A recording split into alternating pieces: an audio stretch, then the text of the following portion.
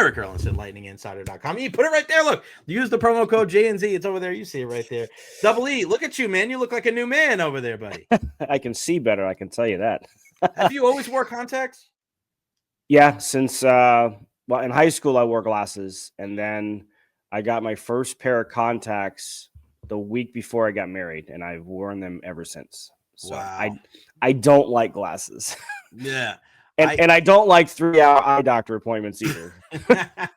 Yeah, so if you guys are wondering why he's joining us now instead of at 1 o'clock, eye doctor appointments, you never know. And I remember because I've wore glasses since I was 9, I think it was, and I got contacts the middle of my sophomore year playing baseball. And I was a guy as a sophomore, like freshman, I was okay on JV.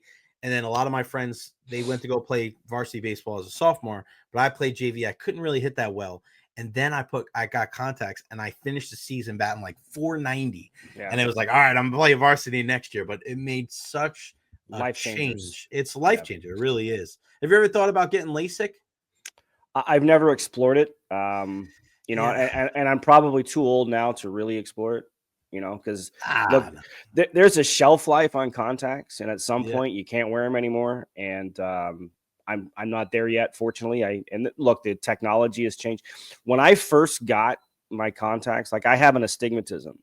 So like one of the first eye appointments I ever went to, they didn't even make contacts for those with astigmatisms. I remember that. And now, you know, you used to have yearly contacts and then monthly, and now you have daily. Like this will be the first time I'm going. They're not daily, but they're weekly. Oh yeah. So okay. I'll be going to the weekly lenses now. A little bit more expensive, but they'll probably be better for me in the long run. So yeah, I love my contacts. I hate my glasses. I hear that, buddy. And you know what I love? The Four Nations, and it starts tonight.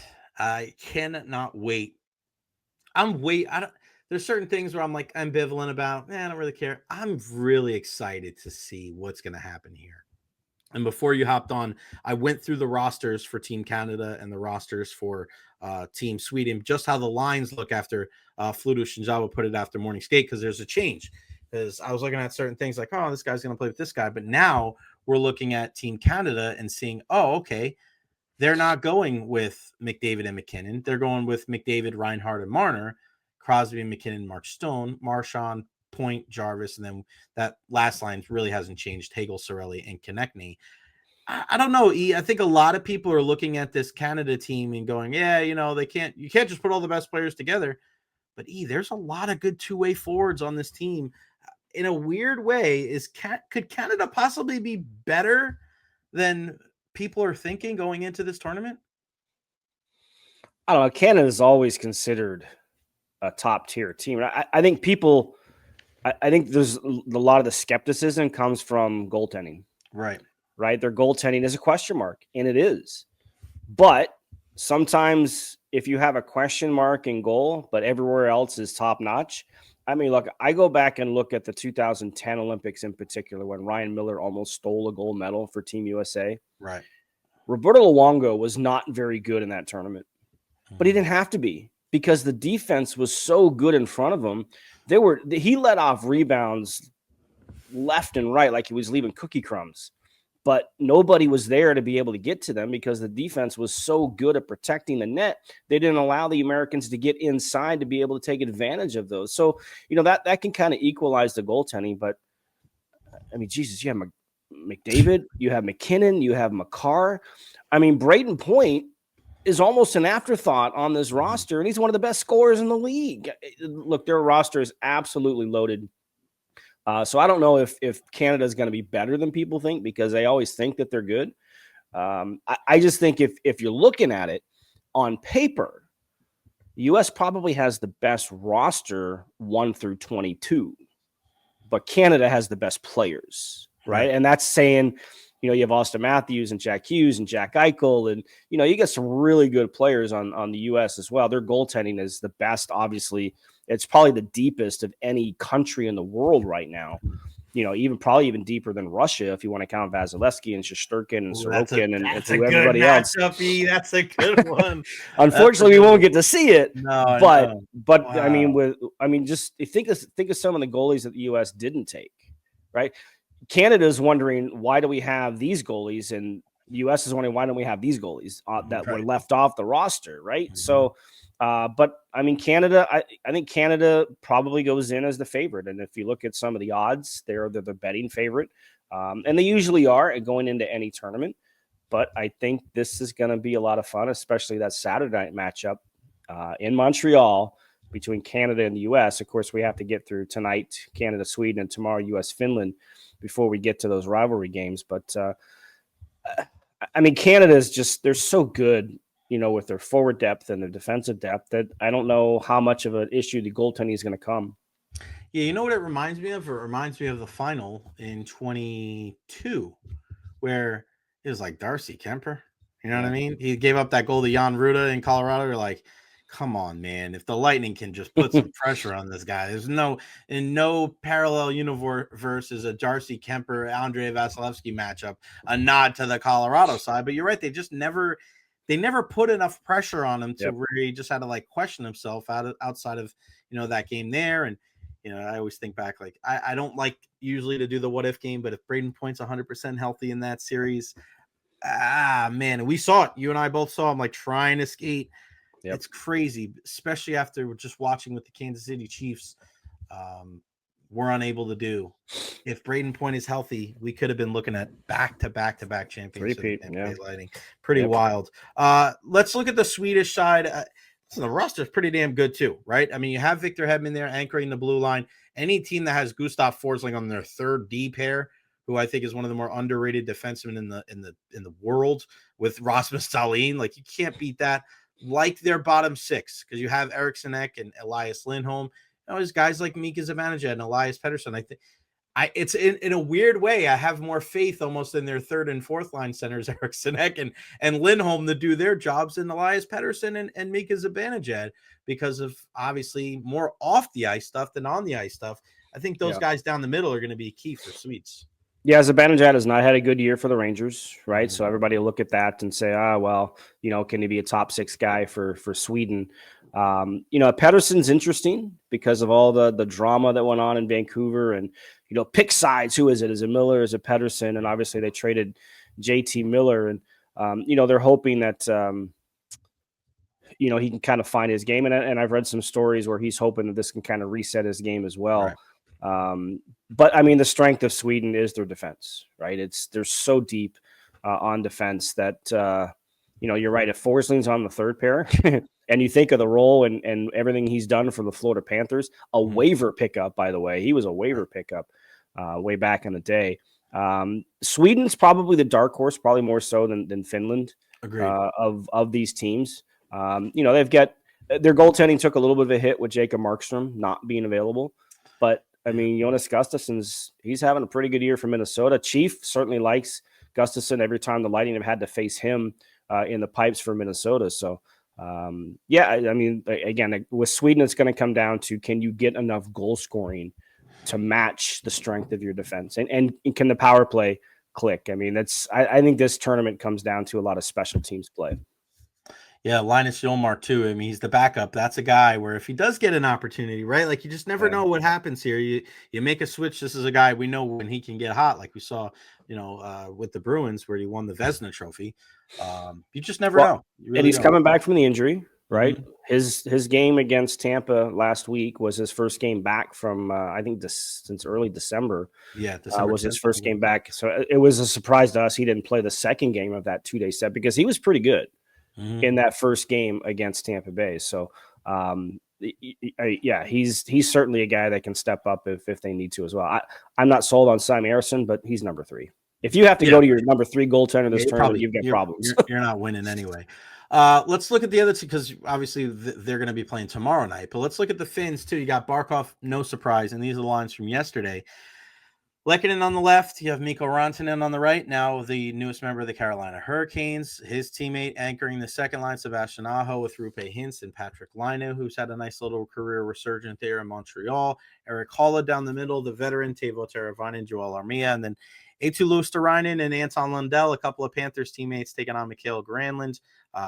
Defensively, they lost a couple of guys, and I think that when you look at, we know where they're at in goal with UC Saros, they're going to win and lose with that guy between the pipes. But defensively, when you got Nico Mikkola as your top guy, Valimaki, Vikanainen, a guy that the Rangers picked up in the Jacob Trouba deal that was just recently added. I think that probably, and they're clearly the worst team of the four, you would think, but they play a good, honest game, right? Finland is that country, right, where that you may think, and all of a sudden, like, Finland's the team that's here. Let's not forget they were in the gold medal game in 1980, but that's just kind of how they play, right? Like, it's an honest game, and if you're a team that's trying to cheat, especially in a short tournament like that, you got to watch out.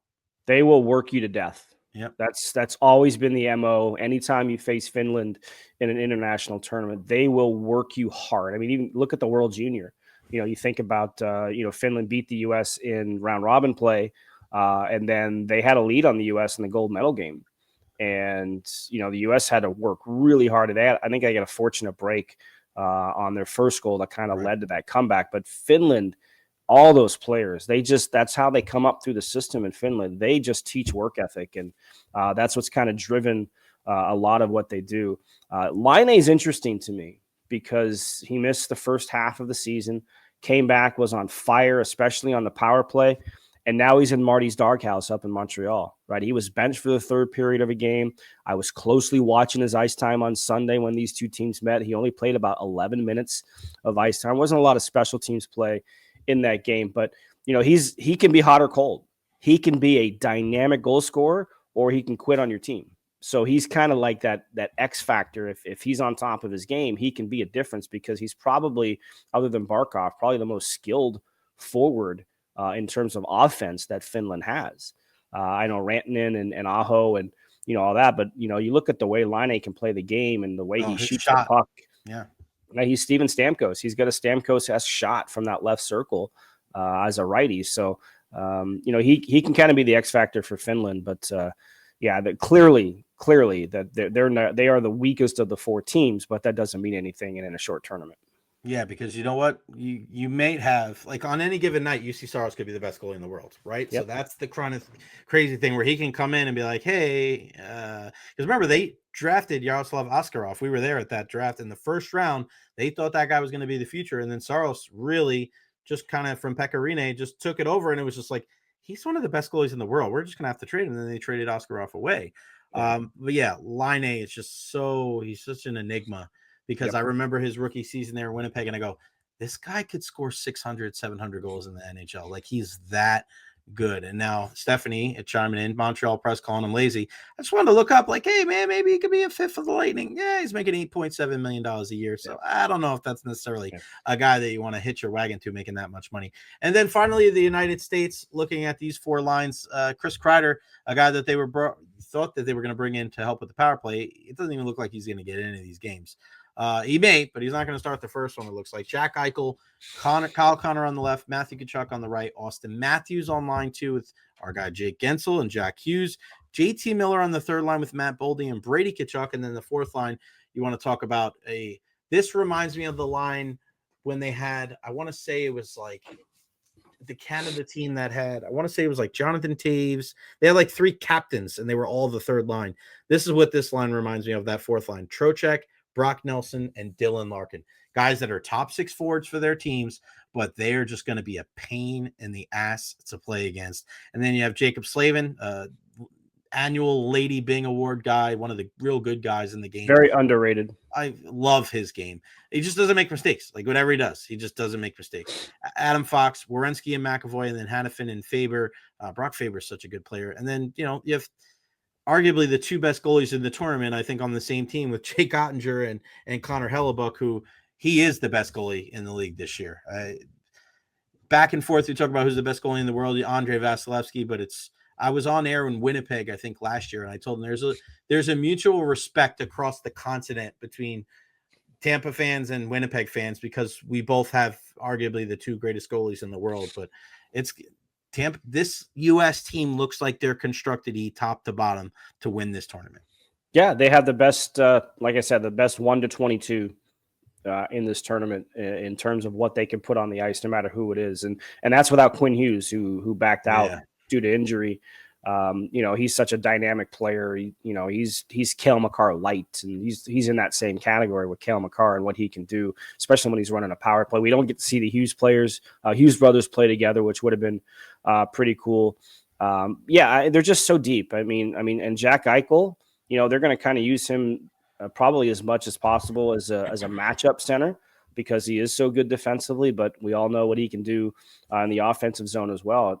There's dynamic play. You think of some of the players who are left off the U.S. roster, right?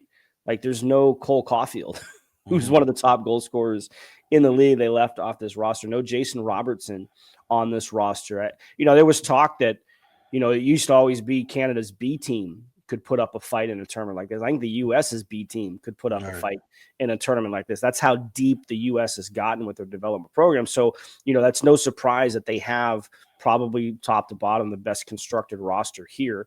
That third line, Tkachuk and JT Miller, Brady Tkachuk and JT Miller, they're going to be a pain in the ass to play against, right? We know how hard Brady Tkachuk plays, and both those Tkachuk brothers are pains in the ass to play against, and I mean that in the best possible way. Oh, yeah, of course. But that again, I'm really looking forward to Saturday's matchup, Canada U.S. in Montreal. John Cooper getting praise in Montreal and not getting booed should be very interesting. Well, if they win, if they lose, then only if they win. That's right. I like what you said about Jack Eichel, because watching them, they played the Rangers a couple of weeks ago, and the Rangers won. But Jack Eichel, he's so tall, and he's got such a long stick that he affects every single play in all three zones. In the neutral zone, the puck can't go by him without him getting a stick on. He's able to just reach out a stick in the defensive zone and break up plays where you think that there's no chance. And then offensively, he's got such a long stick, but he's so great with the puck close to him that he's able to toe drag the puck close to him and be able to shoot the puck. He's got one of the best shots in the league. Like, when people talk about the best players in the league, and now he's got a Stanley Cup.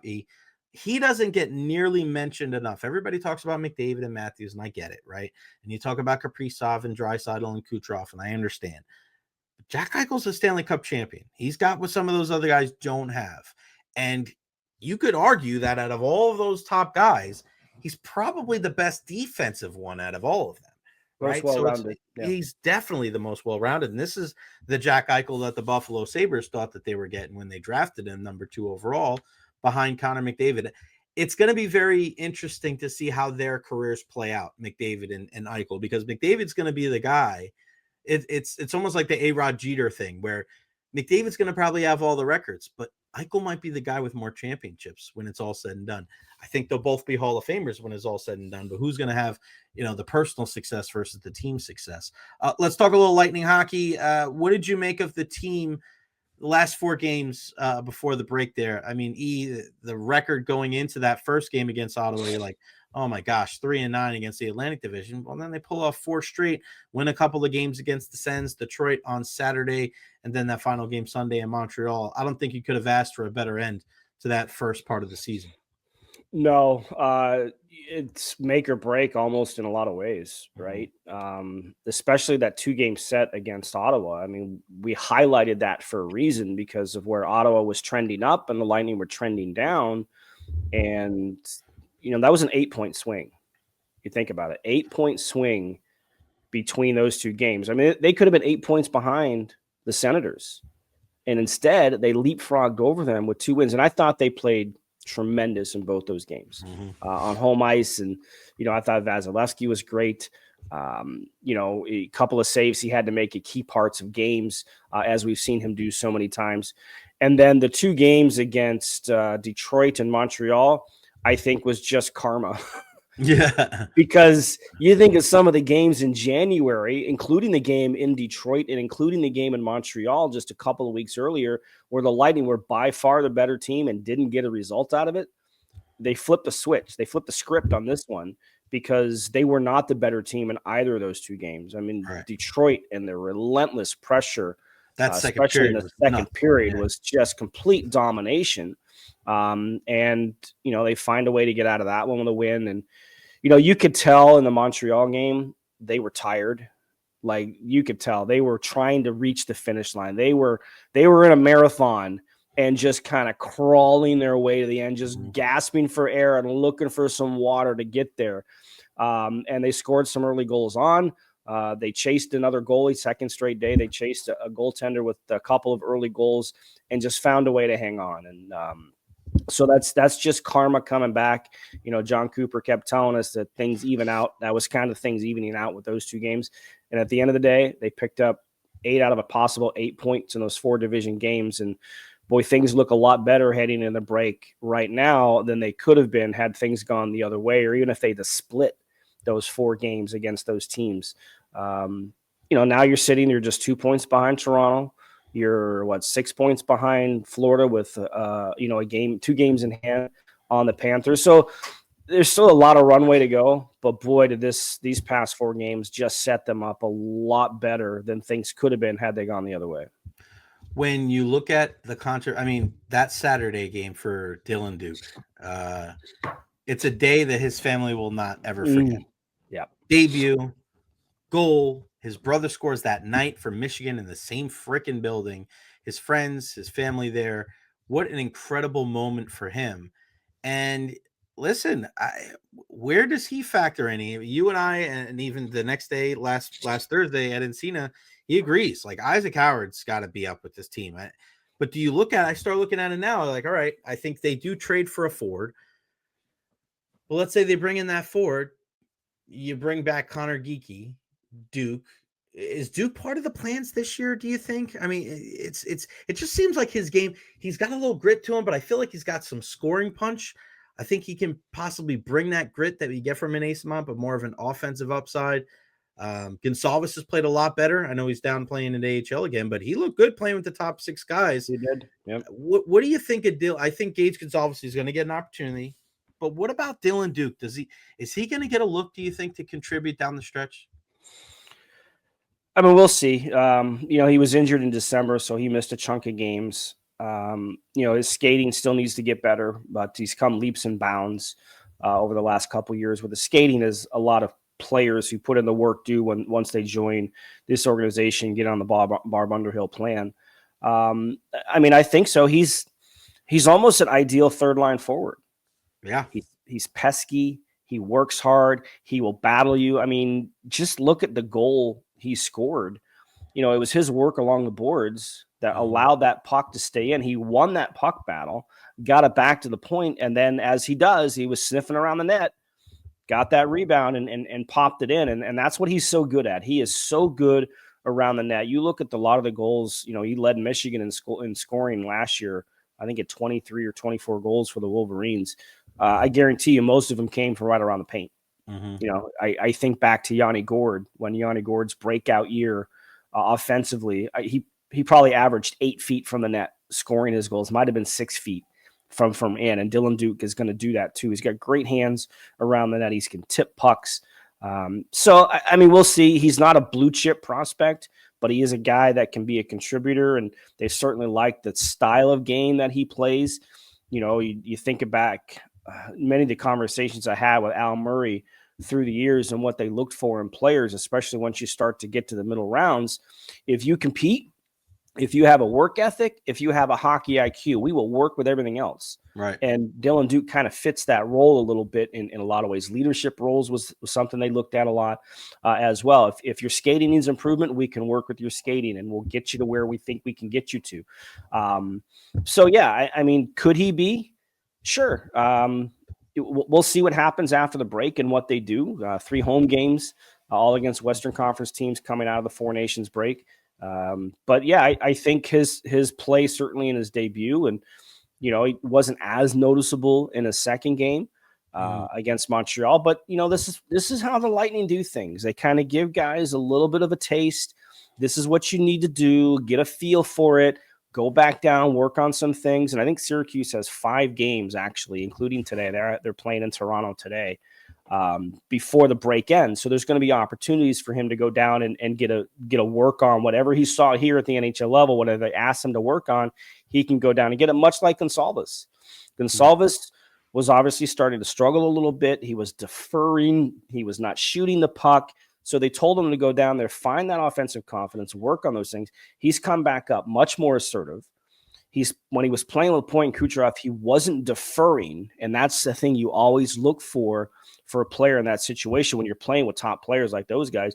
Are you deferring to what they're doing rather than playing with them, right? So, there's a long way to go, but he is certainly somebody. If he's not used as somebody to trade to bring in a forward, then certainly, he's somebody that kind of fits into their plans. And look, I was kind of surprised he was brought up this early because I had some conversations with people and they said, yeah, his skating still needs to get there, still needs to be better. Lo and behold, 2 months later, he's up in the NHL. It's a beautiful thing, and almost as beautiful as seeing Zemgus Girgensons finally scoring a goal. Doubly, we should throw a party. We should throw a party for that guy. What do you think he's doing during the break? That's a good question. Enjoying the beach.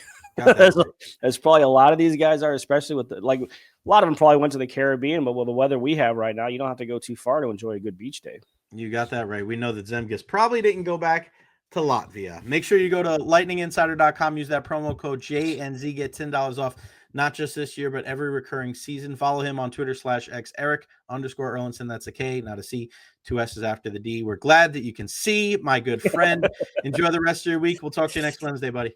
All right, sounds good. Thanks for accommodating me, and sorry the eye exam took too long. It's all good, buddy. As long as you can see these pearly whites, you're good. Thanks, pal. All right, bud. See ya.